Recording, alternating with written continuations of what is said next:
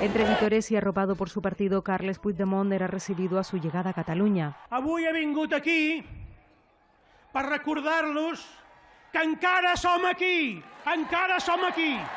En un país on les lleis d'amnistia no amnistien, no ens interesa ser. Té un problema de naturaleza democrática. Tras este acto se le perdió el rastro, activándose el dispositivo Jaula a cargo de los Mossos d'Esquadra para detenerlo por malversación agravada. Mientras en el Parlament catalán se desarrollaba el debate de investidura a Salvador Illa. L'aplicació àgil, ràpida i sense subterfugis de les disposicions d'aquesta llei.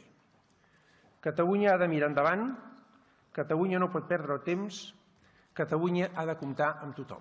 Pleno donde se prevé que el líder del PSC obtenga la mayoría absoluta con 68 votos, resultando elegido presidente de la Generalitat.